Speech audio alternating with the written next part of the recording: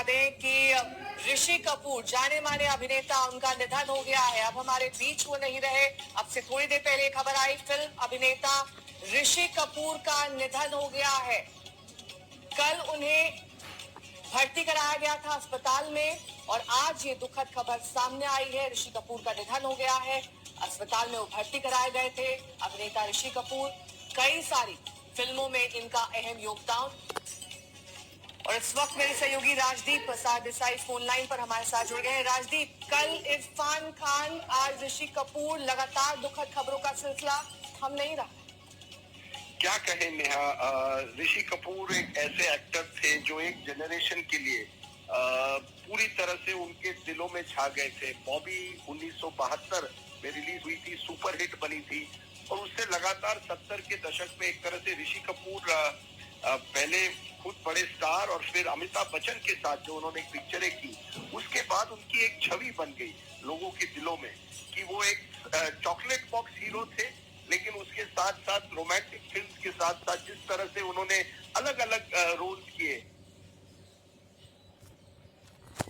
अंत में जिस तरह से उन्होंने अपने करियर को कैरेक्टर रोल्स में बदल दिया, मैं समझता हूँ बड़े एक्टर थे। कपूर फैमिली में राज कपूर की जो बेटन थी वो आगे ले गए और बहुत ही पूरी तरह से वो एक्टिंग में एक तरह से उनकी दिलचस्पी थी। वो मेरे स्कूल से थे तो मैं उनको बड़ी अच्छी तरह से जानता था और उनको ज्यादा पढ़ाई में दिलचस्पी नहीं थी, लेकिन एक्टिंग में बहुत ही एक तरह से उनका दिल, एक तरह से वो एक्टर थे वाकई, स्टार भी थे लेकिन एक्टर भी थे। और राजदीप, हमने देखा है कि किस तरीके से 2018 में कैंसर उन्हें डिटेक्ट हुआ था। उसके बाद एक लंबा इलाज चला, वो बाहर गए, विदेश वापस लौटे, तो सभी ने उम्मीद की थी कि वो ठीक हो जाएंगे, इस बैटल को जीत लेंगे। लेकिन आज उन्होंने जिस तरीके से उनकी मौत की खबर आई है, ये लगता है कि कहीं ना कहीं ये जो लंबी बीमारी थी उससे वो हार गए और जो लंबा सफर वो तय कर रहे थे वो कहीं ना कहीं अधूरा रह गया। बिल्कुल नेहा, कुछ दिनों पहले या कुछ महीनों पहले मैंने उनसे बात की थी जब वो अमेरिका से लौटे थे और वो मुझे बड़े हंसी मजाक कर रहे थे। कहा था कि नहीं, वो जल्दी ठीक हो रहे हैं, वो एक तरह से फिर एक्टिंग करेंगे और उनमें एक पॉजिटिव एनर्जी दिखाई दी। और ये यही तो मैंने इरफान खान के बारे में भी सुन रहा हूँ और ऋषि कपूर के बारे में ये जरूर है कि जब भी वो दुखद भी थे और उनकी वो बड़े पॉजिटिव एनर्जी के आदमी थे। राजनीति पर उनकी बड़ी दिलचस्पी थी, तो कोई डिबेट अगर टीवी पर होता था तो पिछले कुछ महीनों में भी अगर वो देखते थे, न्यूयॉर्क में हो या भारत में, वो उस पर उनकी टिप्पणी रहती थी। तो एक तरह से कैंसर भी हुआ लेकिन इसके बावजूद उन्होंने हिम्मत नहीं हारी थी और बड़ी दुखद खबर है कि इतने लंबे एक तरह से सफर और ये जंग के बाद उनकी आज मौत हुई है। नेहा, राजदीप, साथ ही 70 के दशक का जाना माना नाम, एक चमकता हुआ सितारा, कई सारे ऐसे गाने जो ऋषि कपूर की याद में लोग आज भी याद करते हैं और कहते हैं कि ये तो ऋषि कपूर से जुड़ा हुआ गाना है और इसको बार बार गुनगुनाने का दिल करता है। कई सारी ऐसी यादगार फिल्में, अवार्ड्स की तो जैसे झड़ी लग गई थी। एक ऐसा आइकॉन जिसे 70 के दशक में सबसे सफल कहा जा सकता है और खास तौर पर यंग जनरेशन के लिए वो एक तरीके से प्रेरणा थे। बिल्कुल, आपने बड़ी अच्छी बात कही नेहा, गानों की। ऋषि कपूर के एक पिक्चर की एक खासियत थी, उन पिक्चरों में गाने बड़े अच्छे थे।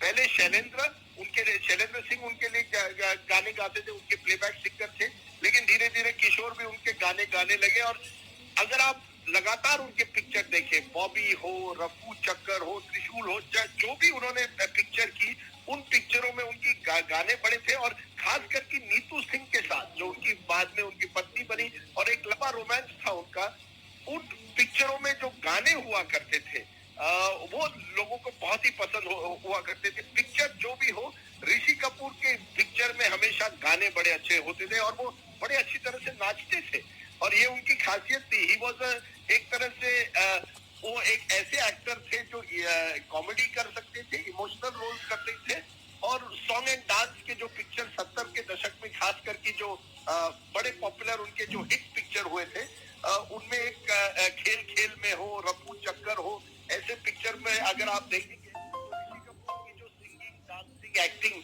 ये लोगों को बड़ी अच्छी लगती थी। बॉबी से शुरुआत हुई और धीरे धीरे जैसे मैंने कहा अंत में तो कैरेक्टर एक्टर्स जिस तरह से उन्होंने अपने आखिरी दौर में किए, एक महान एक्टर हमें मानना पड़ेगा।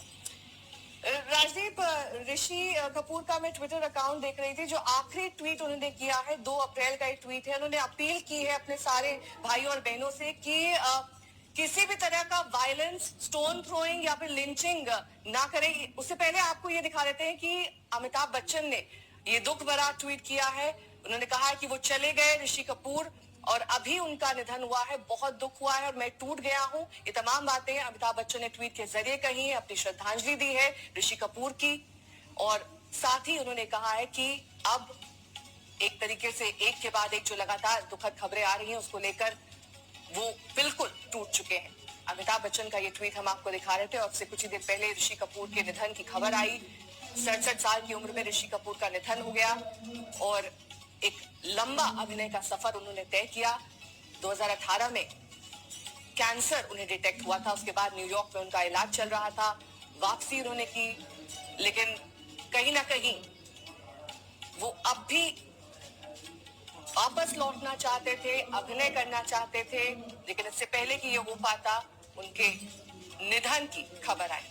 कल तबीयत खराब होने के बाद उन्हें अस्पताल में भर्ती कराया गया और आज सुबह अभिनेता ऋषि कपूर के निधन की खबर।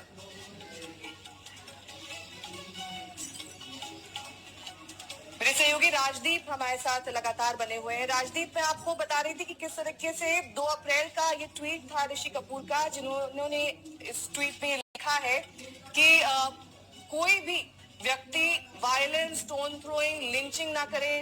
डॉक्टर्स, नर्सेज, पैरामेडिक्स, पुलिसमैन, इन सब का सम्मान करें। जो कोरोना वॉरियर्स हैं इनका साथ दे, क्योंकि ये हमारी जान बचा रहे हैं। तो कोरोना वॉरियर्स को लेकर उनका ये ट्वीट आया था और उन्होंने कहा था अंत में, प्लीज इन सब का सहयोग करें, इनका सम्मान करें। जय हिंद।